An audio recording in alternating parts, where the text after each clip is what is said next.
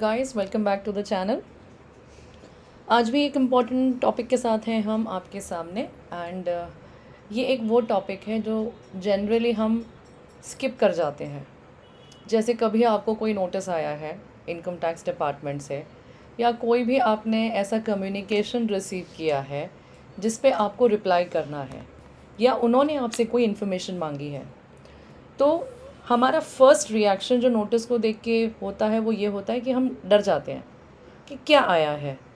हम नॉर्मली सोचते हैं कि ऐसा क्यों आया है, ये नोटिस मुझे क्यों आया है। और हम जो उसमें जो लीगल चीज़ और जो इम्पॉर्टेंट आस्पेक्ट्स होते हैं, उसके जो पैरामीटर्स होते हैं कि वो लीगली वैलिड है या नहीं है, वो हम जनरली स्किप कर देते हैं। ये सिर्फ नॉर्मल कॉमन इंसान के लिए नहीं, नॉर्मली टैक्स प्रोफेशनल्स या लीगल प्रोफेशनल्स जो प्रैक्टिस करते हैं वो भी इस चीज़ को कई बार स्किप कर जाते हैं। तो आप अगर मेरे वीडियोस देखेंगे तो उसमें मैं सब जगह पे एक्सप्लेन करती हूँ कि जब भी आप कोई डॉक्यूमेंट आपको रिसीव हो इनकम टैक्स डिपार्टमेंट से, तो आपको सबसे पहले उसे रीड करना है। एंड सिर्फ रीड नहीं करना है, you have to read it so carefully that you have to make points. आपको जॉट डाउन करने हैं पॉइंट्स जब भी आप डॉक्यूमेंट रीड करो, उसे सबसे पहली वाली लाइन से कि कहाँ से आया है, किसने इशू किया है, एनएफएसी ने इशू किया है या लोकल इनकम टैक्स अथॉरिटी ने इशू किया है या इन्वेस्टिगेशन विंग ने इशू किया है, ईडी ने इशू किया है, किसी ने भी इशू किया हो।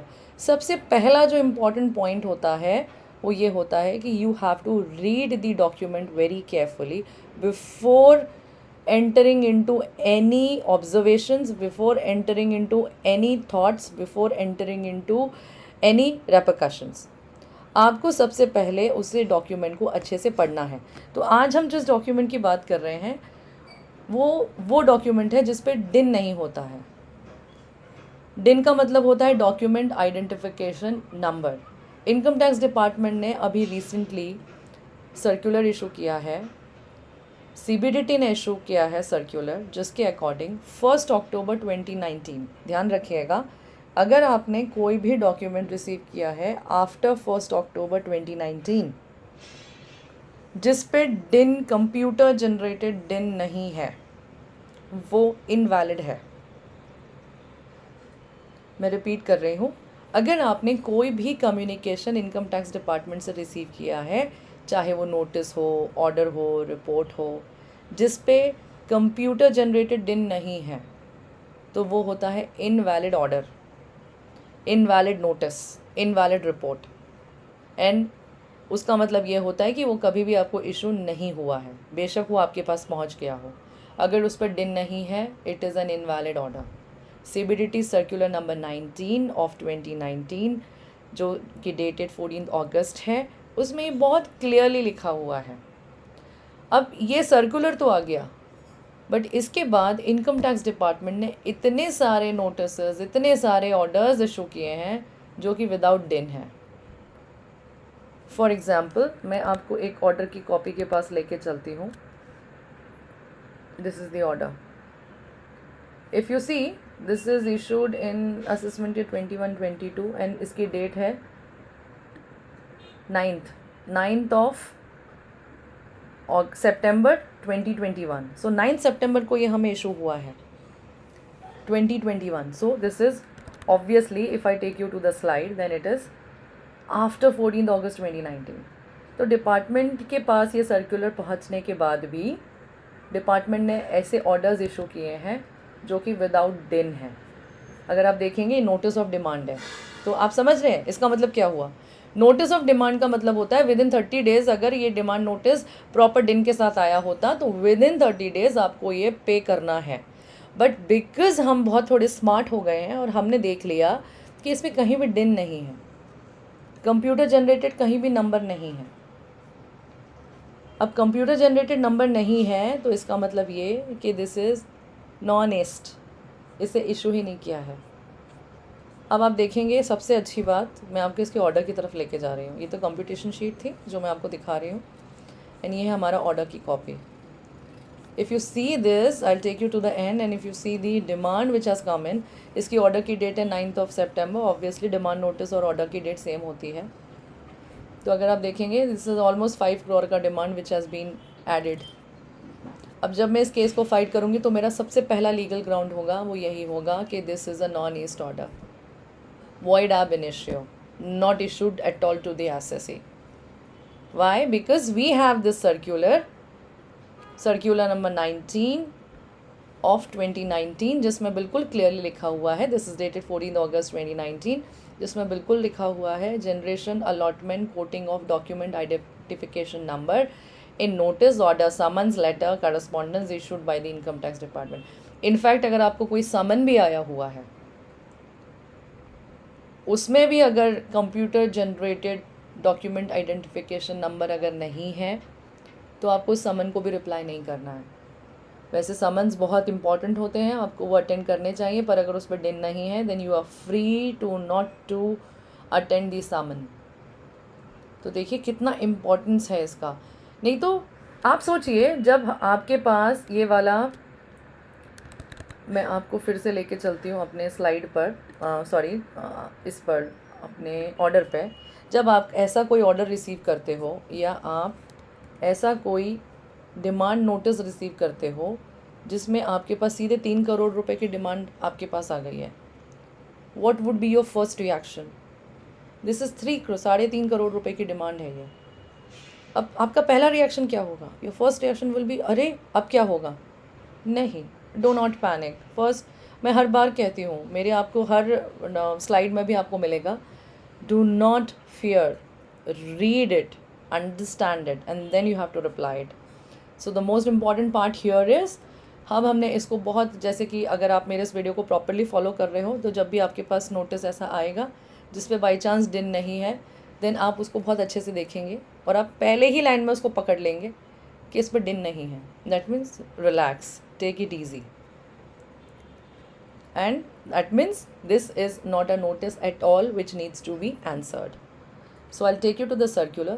अब इसमें भी there are some important points that you need to understand, and that is किन situations में अगर din नहीं है और वो फिर भी valid है।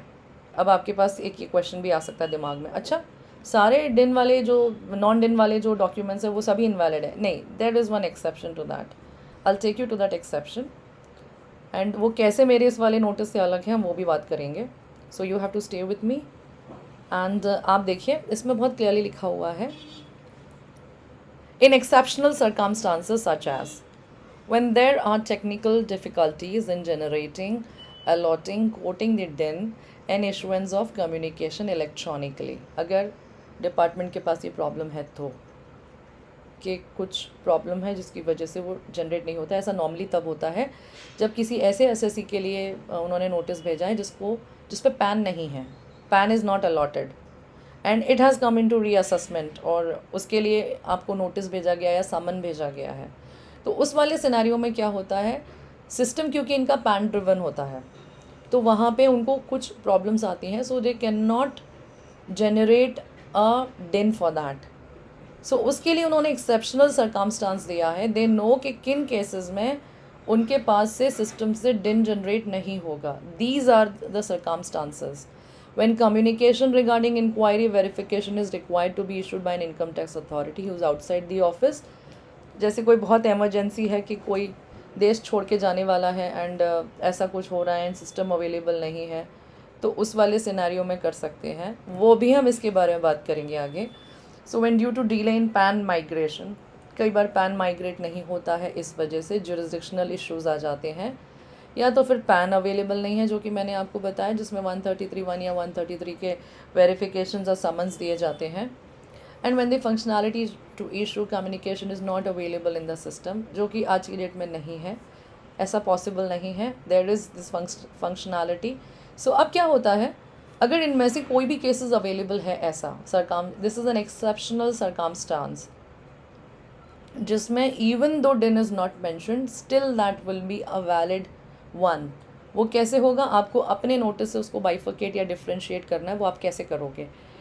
On the face of the letter, it is important, on the face of the letter this communication लिखा होना चाहिए that this communication issues manually without a DIN on account of reason और reasons given in para so and so, ऊपर जो भी है उसका सा उसमें से जो भी उनके लिए एप्लीकेबल होता है, ये जो 3:1, 3:2, 3:3, 3:4 एंड 3:5 दिया हुआ है इन रोमन टाइटल्स, उसको आपको ध्यान में रखना है। इसमें से कोई भी एक चीज़ एप्लीकेबल हो सकती है, वो on the face of the communication होना चाहिए।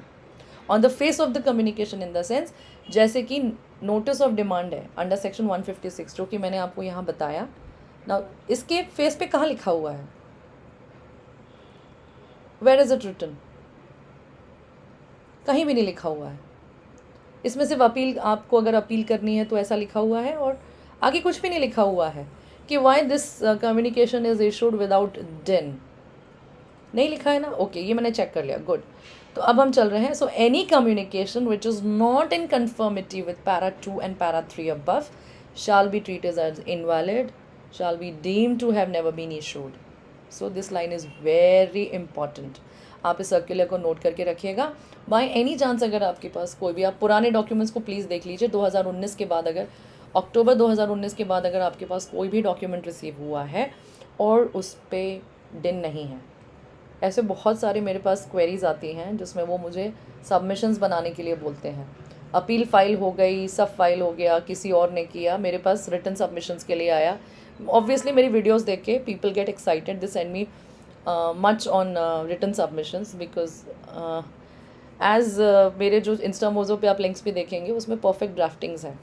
So if you see that, तो ऐसे कई बार मेरे पास केसेस आते हैं, बट देन व्हेन आई मेरी बहुत आदत है कि मैं right from the first notice case को देखना चालू करती हूँ।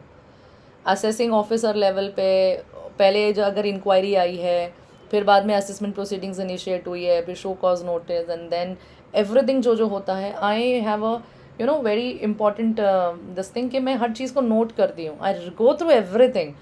एसएससी ने क्या रिप्लाई किया, डिपार्टमेंट ने क्या मांगा, एसएससी ने क्या नहीं रिप्लाई किया, डिपार्टमेंट ने किसका जवाब नहीं देखा, ये सब चीज़ें मैं देखती हूँ।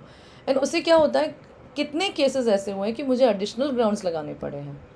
एंड एडिशनल ग्राउंड में भी सबसे first ground a legal ground जिसकी वजह से पूरा केस क्वॉश हो सकता है, एंड वो यही था कि द ऑर्डर और द नोटिस और any communication is issued without DIN, that means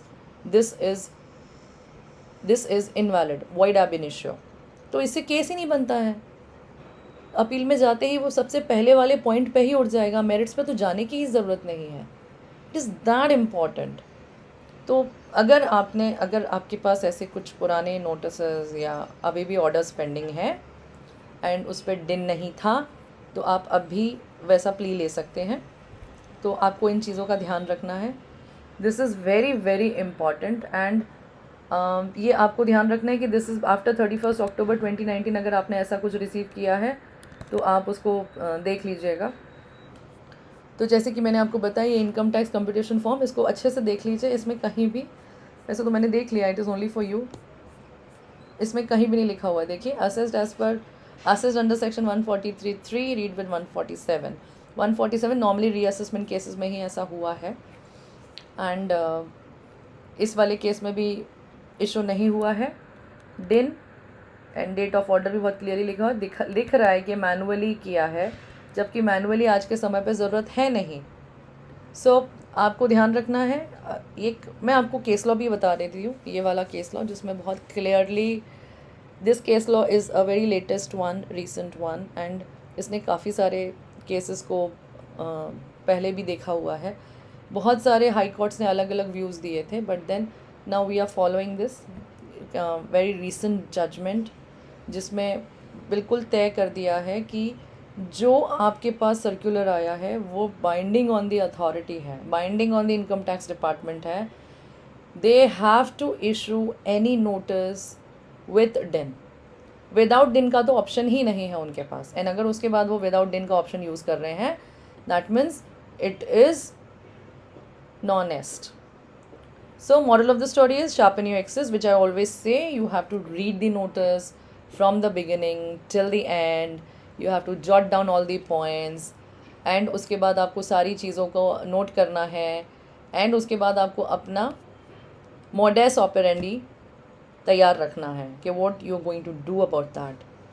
तो अगर आप प्रोफेशनल हैं तो you would be following me very clearly. Layman हैं आप अगर, जिसको बहुत ज़्यादा नॉलेज नहीं है टैक्स का, वैसे आजकल सभी को होता है, but I would still recommend कि अगर आपको इवन प्रोफेशनल्स, अगर if you are into some other allied field और आपको ड्राफ्टिंग और नोटिस का रिप्लाई करना है, then you have to be very sure as to what you are writing to the department. आपके कई बार एक रॉन्ग सेंटेंस भी पकड़ा जाता है एंड उसकी वजह से the whole case blows up, तो आप ध्यान रखिएगा। So you can always seek the help of expert, that is very important and which is very very much recommended that you go for an services of an expert, because दांत में अगर दर्द है तो आपको MBBS के पास नहीं जाना है, you have to go to a dentist.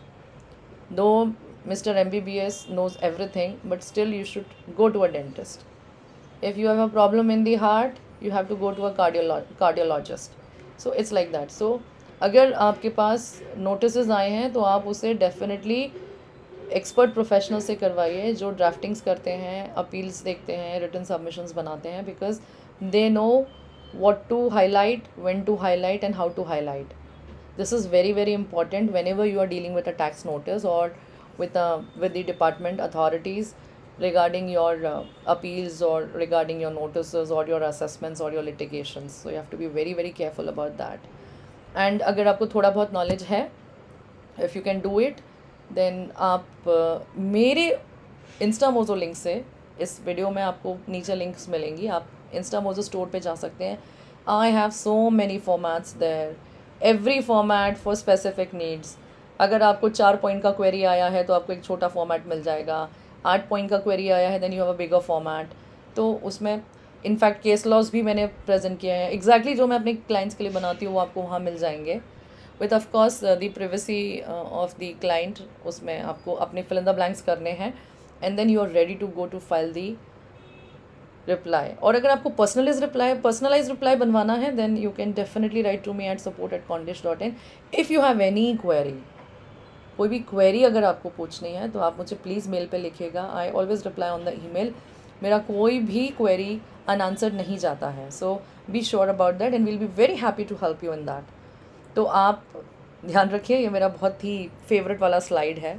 whenever you get notice, no wonder a notice sends shivers to your body, but there's no need to worry, just read it, understand it and reply it. And कोई query है उसके बाद भी, then I am always there at support@condish.in waiting this side to answer to your queries. I hope this was an informative video, though short, but of course a good one and a helpful one, I could say that. तो अगले video में हम मिलते हैं फिर से, तब तक जय हिंद, जय भारत।